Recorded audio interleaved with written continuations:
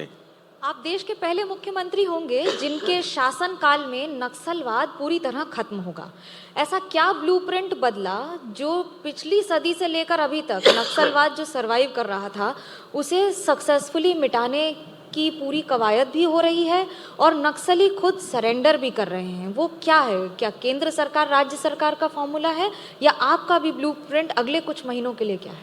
वैसे तो हम बता चुके हैं कि डबल इंजन सरकार का फायदा है, और जैसे ही हम लोग सरकार में आए, हमारे देश के यशस्वी गृह मंत्री जी यहाँ आकर बैठक लिए, हमारे जवानों का हौसला अफजाई किए, जेटीएफ का गठन किए, जॉइंट टास्क फोर्स का गठन हुआ।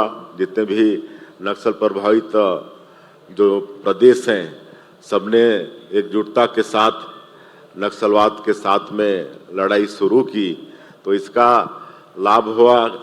और जो स्थानीय लोगों की भर्ती हुई, एक तो सीआरपीएफ का बटालियन है, बस्तर बटालियन, फिर आपका दंतेवाड़ा फाइटर्स, आपका बस्तर फाइटर्स हैं। इसमें लोकल लोगों की, जो आत्मसमर्पित लोग हैं या लोकल युवा हैं, उनकी भर्ती हुई और वो लोग भी इसमें शामिल हुए। मुख्यमंत्री जी, तो इसका भी कांग्रेस की लाभ, सरकारें कहती इसका थी भी कि लाभ, नक्सलवाद खत्म नहीं हो सकता। इसका भी लाभ हुआ आपने है। इसको कैसे कर दिखा रहे हैं अब आप इसको? वही मैं आपको बता रहा हूँ, कि एक तो डबल इंजन सरकार का लाभ हुआ, फिर जेटीएफ का गठन हुआ, स्थानीय लोगों की भर्ती हुई, और लगातार हमारे गृह मंत्री जी हमारे सुरक्षा बल के अधिकारियों जवानों के साथ उनका इंटरेक्शन हुआ, कैंप में गए, उनके साथ भोजन किए, उनके साथ वार्तालाप किए, तो उनका हौसला बढ़ा, और इस तरह से हम लोग इस नक्सलवाद की लड़ाई में हम लोग सफल हो पा रहे हैं। बिल्कुल, आपके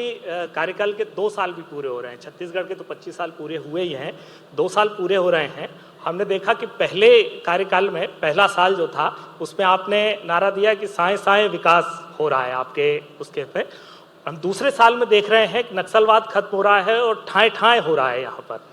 तो इसको कैसे आप देखते हैं? क्या अब खत्म होने वाला है? मतलब ये ठाए ठाए आपकी उपलब्धि है दूसरे साल में? देखिए, अभी आने वाला 13 दिसंबर को हमारी सरकार के 2 वर्ष पूरे होंगे, और जब हम लोग 2023 में सरकार में आए तो एक सबसे बड़ी समस्या था कि सरकार के प्रति लोगों का विश्वास खो चुका था।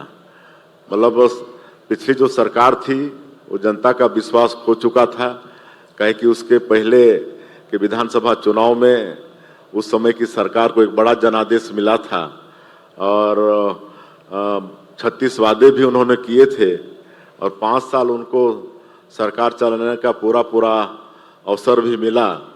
लेकिन 36 वादे में एक भी वादा उन्होंने 100% पूरा नहीं किया, बल्कि 5 वर्षों में पूरे प्रदेश में भ्रष्टाचार बहुत बढ़ा, अत्याचार बहुत बढ़ा, अपराधगढ़ के नाम से हमारा छत्तीसगढ़ जाना जाने लगा, और हर चीज में भ्रष्टाचार हुआ। आपका कोयला में, आबकारी में, डीएमएफ में, मेरा सवाल इसी से जुड़ा हुआ है, भ्रष्टाचार हुआ, और आज उसका परिणाम भी देख रहे हैं कि कितने लोग जेल के अंदर हैं, कितने लोग बेल में हैं, और कुछ लोग जेल जाने की तैयारी में भी हैं। मुख्यमंत्री जी, आबकारी घोटाला, कोयला घोटाला, पीएससी घोटाला, जैसा आपने कहा कि बहुत सारे आरोपी जेल में हैं, लेकिन कांग्रेस कह रही है कि राजनीतिक बदले की भावना से किया जा रहा है। इन आरोपों को कैसे देते हैं? देखिए, भारतीय जनता पार्टी और उनकी सरकार बदले की भावना से बिल्कुल काम नहीं करती है। जो भी मतलब लोग दंडित हो रहे हैं वो पूरे साक्ष्य और तथ्य के आधार पर हो रहे हैं। ऐसा कुछ नहीं है, बदले की भावना से बिल्कुल हम लोग काम नहीं करते हैं। आप अगर थोड़ा पानी लेना चाहें शायद आपके गले में थोड़े, ठीक। नक्सलवाद पर भी तो यही सवाल आता है ना कि क्या ये राजनीतिक घोषणा है या फिर राजनीति से प्रेरित है नक्सलवाद खत्म करने की कवायद? ये भी सवाल उठता है। देखिए, हम लोग पूरे छत्तीसगढ़ का विकास चाहते हैं, और बस्तर अपने आप में एक बहुत बड़ा क्षेत्र है। जब अविभाजित था, एक जिला था, तो केरल प्रांत से बड़ा वो जिला था, और वो जनजातीय बाहुल क्षेत्र है और एक तरह से स्वर्ग है। वहाँ पर अनेकों वाटरफॉल्स हैं, कुटुमसर का गुफा है, आपका बुजमाड़ जैसा लंबा चौड़ा डेंस फॉरेस्ट है, सैकड़ों तरह के वहाँ पर फॉरेस्ट प्रोड्यूस हैं और पर्यटन की अपार संभावनाएं हैं। और प्रभु श्री राम का ननिहाल और जो अबूझमाड़ है दंडकारण्य कहलाता था, तो प्रभु श्री राम का भी 14 वर्षों के वनवास में सबसे ज़्यादा समय उस क्षेत्र में बीता है। माता सबरी का ये भूमि है, तो हमको तो विकास करना ही था, इसलिए नक्सलवाद को समाप्त करना ही था। ये कोई राजनीति से प्रेरित नहीं है। हम लोग छत्तीसगढ़ का वास्तविक विकास चाहते हैं और इस रोड़ा को हटाना था, जिसको हटा रहे हैं। बिल्कुल, आपने हिडमा के एनकाउंटर का जिक्र किया अभी, और बस्तर के विकास के रोड मैप की राह भी इसके आगे ही जाती है। अभी नवंबर में ही हमारा बिहार में पावर प्ले हुआ था। हमारे editor in chief Rahul Kanwal यहाँ पर बैठे हुए हैं। उन्होंने देश के गृह मंत्री जी से पूछा था हिडमा के बारे में ही कि अगर वो एनडीटीवी देख रहे हैं हिडमा या उनके साथी, तो उनको क्या संदेश है। तो गृह मंत्री जी ने उस वक्त कहा था कि पुनर्वास ही एकमात्र रास्ता है, और अगर कोई पुनर्वास नहीं करता है तो हमारी फोर्सेस तैयार हैं। अब मैं आपसे कहना चाहता हूं कि हिडमा के बाद अगर कोई जो बचे हुए नक्सली हैं उनके लिए आपको क्या कहना है, कैसे वो मुख्यधारा में जोड़ सकते हैं? आपकी जो पुनर्वास पॉलिसी है वो पहले से कैसे अलग हुई है? देखिए, नक्सलवाद के खिलाफ में लड़ाई शुरू किए तो उस समय हम लोगों के पास ये भी चुनौती थी कि नक्सलवाद समाप्त करना ही मतलब पर्याप्त नहीं है, बल्कि उस क्षेत्र में विकास को भी पहुंचाना पड़ेगा, ताकि वो लोग विकास की मुख्यधारा से जुड़े रहें और पुनः उस क्षेत्र में नक्सलवाद नहीं पनपे। और इसके लिए हम लोग एक नियत नेलानार योजना शुरू किए।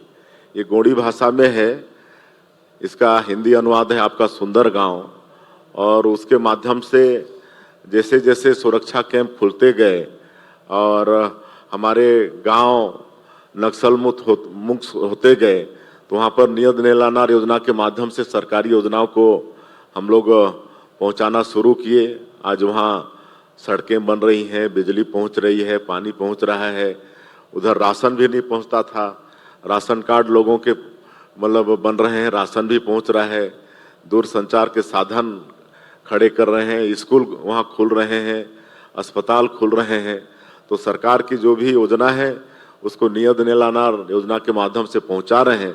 और रही पुनर्वास की बात, तो एक अच्छी पुनर्वास नीति भी हम लोग लेके आए।